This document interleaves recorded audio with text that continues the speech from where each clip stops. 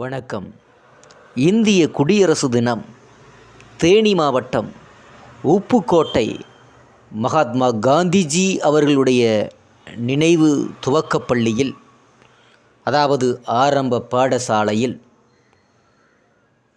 திரு சுந்தரமூர்த்தி பொன்னுச்சாமி குடும்பனார் அவர்களுடைய நினைவாக, குறிப்பாக மகாத்மா காந்திஜி அவர்களுடைய நினைவை போற்றும் வகையில் உப்புக்கோட்டை வடக்கு தெருவில் ஒரு தொண்டு நிறுவனத்தை ஆரம்பித்திருக்கிறார்கள். எளிய மக்களுக்கு, ஏழை மக்களுக்கு இலவச ஆரம்ப பாடசாலையை பொன்னுச்சாமி குடும்பனார் அவர்களுடைய கைதொட்டல் அங்கே ஆரம்பிக்கிறது. அதனைத் தொடர்ந்து திரு சுந்தரமூர்த்தி குடும்பனார் அவர்கள் அவருடைய தந்தையாரை தொடர்ந்து மகாத்மா காந்திஜி நினைவு ஆரம்ப பள்ளி, அதாவது துவக்கப்பள்ளியை இன்று வரையும் செம்மையாகவும் செழுமையாகவும் நல்ல காற்றோட்டமுள்ள வகுப்பு அறைகளையும், சுற்றுப்புற சுகாதார ஒன்று, அதே நேரத்தில் உணவுகளுக்கு காலை சிற்றுண்டி முதல் மதிய உணவு வரை சுகாதாரமான உணவுகளை அந்த மாணவர்களுக்கு கொடுத்து சிறந்த கல்வியை கொடுத்து வருகிறார் என்பது ஒரு குறிப்பிடத்தக்கதாக இருக்கிறது. நமது நாட்டின் குடியரசு தினமாக கொண்டாடவிருக்கிறோம். இந்தியாவை ஜனநாயக நாடு எனவும் குடியரசு நாடு எனவும் அழைக்கிறோம்.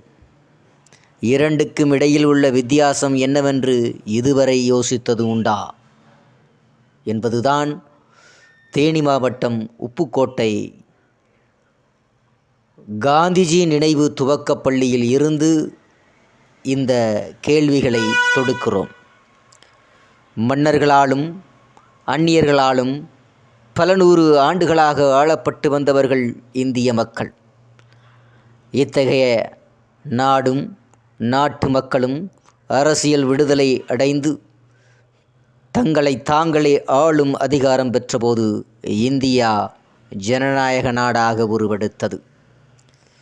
சுதந்திரம் அடைந்த இந்தியாவில் எந்த அடிப்படையில் மக்கள் தங்களுக்கான பிரதிநிதியை தேர்வு செய்து மக்களாட்சியை நிலைநாட்டுவது, இதற்கு விடையாகத்தான் பல நாடுகளில் அரசியல் பொருளாதார பண்பாட்டு கூறுகளையும் உலகின் தலைசிறந்த அரசியல் தத்துவங்களையும் அகமும் புறமுமாக கற்றறிந்து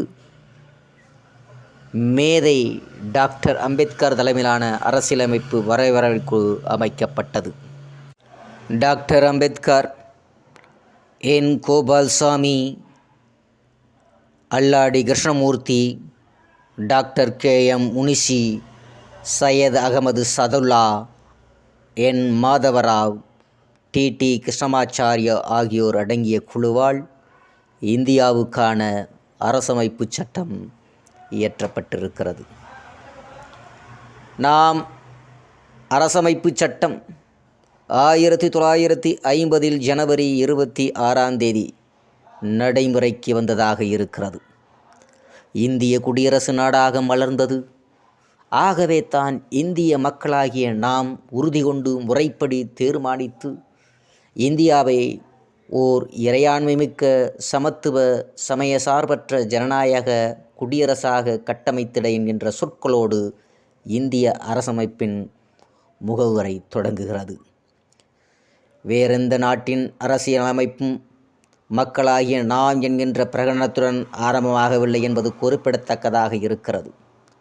உண்மையில் இந்திய மக்களின் விடுதலைக்கான கதவுகள் அகலத் திறக்கப்பட்டது இந்திய அரசியலமைப்பு அமல்படுத்தப்பட்ட நாளில்தான் என்கின்ற சொல்லே வேண்டும். நீதி, சுதந்திரம், சமத்துவம் மற்றும் சகோதரத்துவம் ஆகிய 4 கருத்துக்கள் இந்திய அரசியலமைப்பின் தூண்களாக கட்டமைக்கப்பட்டிருக்கிறது. இத்தகைய உயரிய மதிப்பீடுகளை இந்திய மக்கள் வரித்து கொள்ள சமூக சிக்கல்களுக்கு தீர்வு காணப்பட வேண்டும். அதற்கு மக்களுக்கு கல்வி அத்தியாவசியமாக ஆகிறது. இந்திய மக்கள் தங்களது உரிமைகளை பாதுகாத்து தேசத்தையும் அரசியலமைப்பையும் சேர்த்து பாதுகாத்திட கல்வி எனும் திறவுகோல் அவர்களது கைவசப்பட வேண்டும் என்பதே டாக்டர் அண்ணல் அம்பேத்கர் தொடர்ந்து வலியுறுத்தி வந்தார். இங்கு மக்கள் என்கின்ற சொல் சமூக அடுக்கில் கீழ்நிலைக்கு தள்ளப்பட்டவர்களை குறிப்பதாகவே டாக்டர் அம்பேத்கர் அவர்கள் பிரயோகித்தார். தாழ்வு மனப்பான்மை அகல வேண்டும் என்று அதில் முக்கியத்துவம் கொடுக்கிறார். இந்து சமூகத்தின் அடித்தட்டில் இருந்து வந்தவர் என்பதனால் கல்வியின் மதிப்பை நன்கு அறிவேன்.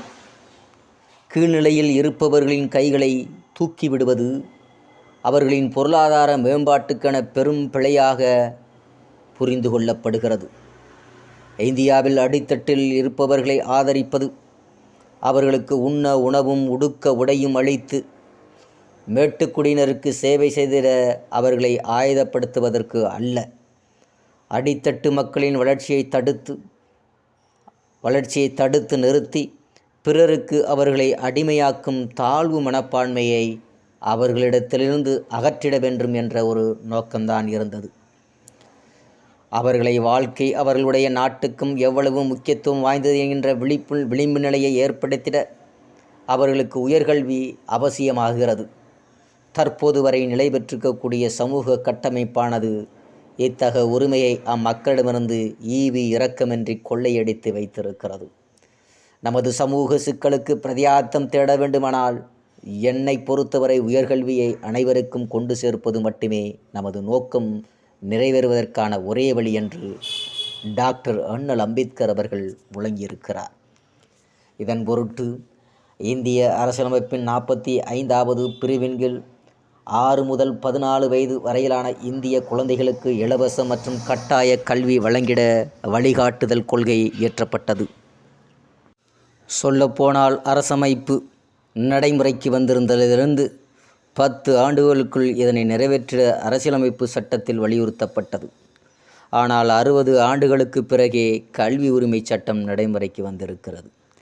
இந்நிலையில் 100% அடிப்படை கல்வி என்கின்ற இலக்கை எட்டவே இன்னும் நாடு முயன்று கொண்டிருக்கிறது. உண்மையில் அனைவருக்கும் அடிப்படை கல்வி என்பதோடு இந்திய அரசியலமைப்பின் தந்தை டாக்டர் அண்ணல் அம்பேத்கர் கண்ட கனவு முடிந்துவிடவில்லை. அவரது வார்த்தைகளிலே சொல்லுவதனால் கல்வி உரிமை மறுக்கப்படுவது என்பது முழு அநீதிக்கான சூழ்நிலை ஏற்படுவதற்கு ஒப்பாக இருக்கிறது. மாறாக நமது சமூக சிக்கல்களுக்கு பிரயாத்தியம் உயர்கல்வியே என்ற நோக்கத்தோடு அண்ணல் அம்பேத்கரின் அவர்களுடைய கனவை நனவாக்க வேண்டும்.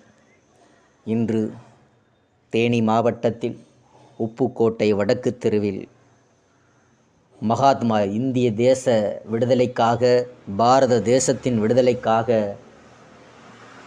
அண்ணல் அம்பேத்கர் மற்றும் அண்ணல் காந்தியடிகள் இவர்கள் அயராது உழைத்து நமக்கு சுதந்திரம் வாங்கி கொடுத்திருக்கிறார்கள். இந்திய அரசியலமைப்பு சட்டத்தை எழுதி கொடுத்திருக்கிறார்கள். அனைவருக்கும் சேர வேண்டும், கல்வி சேர வேண்டும் என்ற நோக்கத்திற்காகவும் இந்த உலகத்திற்கே முன் உதாரணமாக நமது இந்திய தேசம், பாரத தேசம் இருக்க வேண்டும் என்ற நோக்கத்தோடு மனிதநேயத்திலும் சரி, ஏற்றத்தாழ்வு இல்லாத ஒரு சமூகமாக இருக்க வேண்டும், ஈக்குவல் அண்ட் ஈக்குவாலிட்டியாக மனிதநேயத்தோடு மக்கள் இருக்க வேண்ட தத்துவார்த்தத்தின் அடிப்படையில் சாதி, மதம், இனம் வேறுபாடு களைந்து இந்திய தேசம், பாரத தேசம் என்ற தேசப்பற்றோடு இந்திய நாட்டில் நாம் அனைவரும் ஏற்றத்தாழ்வு இல்லாத சமூகமாக இருந்து முன்னேற வேண்டும் என்ற ஒரு நோக்கத்தோடு இந்த தேனி மாவட்டம் உப்புக்கோட்டையில் பொன்னுச்சாமி குடும்பனார் அவர்கள் கட்டி எழுப்பிய இந்த காந்திஜி நினைவு துவக்கப் பள்ளியின் ஒரு தாரக கொள்கை மந்திரமாக அன்று இந்த ஏற்றத்தாழ்வு இல்லாத சமூகமாக உருவாக வேண்டும், ஏழை எளிய மாணவர்களுக்கு ஒரு கல்வியை கொடுக்க வேண்டும் என்ற ஒரு மனப்பான்மையோடு டாக்டர் அண்ணல் அம்பேத்கர் அவர்களுடைய கனவை நனவாக்க வேண்டும் என்றும், தேசபிதா மகாத்மா காந்திஜி அவர்களுடைய கனவை நனவாக்க வேண்டும் என்று கல்வி அனைவருக்கும் உரிமையானது. ஒரு நல்ல கல்வி அனைத்து மக்களும் அனைத்து மாணவர்களும் பெற வேண்டும் என்ற ஒரு கொள்கை கோட்பாட்டோடு அன்று பொன்னுச்சாமி குடும்பனார் அவர்கள் கட்டியமைத்த அந்த பள்ளிக்கூடத்தை இன்று அவருடைய மகன் திரு சுந்தரமூர்த்தி குடும்பனார் அவர்கள் அதனைத் தொடர்ந்து தந்தை சொல் மிக்க மந்திரமில்லை என்ற பழமொழிக்கு ஏற்ப கல்வி பணியை இந்த கல்வி சீர், அதாவது சமச்சீர், அந்த கல்வியை போதிக்கப்படுவது ஒரு குருவாக இருந்து ஒரு நல்ல கல்வியை அந்த மக்களுக்கு, அந்த கிராம மக்களுக்கு, அந்த கிராமத்தை சுற்றியுள்ள மற்றைய கிராம மக்களுக்கு, அந்த மக்களினுடைய குழந்தைகளுக்கு நல்ல கல்வியை கொடுத்து கொண்டிருக்கக்கூடிய திரு சுந்தரமூர்த்தி குடும்பனார் அவர்களுடைய கல்வி சேவையை மனதார பாராட்டுகிறது நமது கடையர் டிவி. நன்றி, வணக்கம்.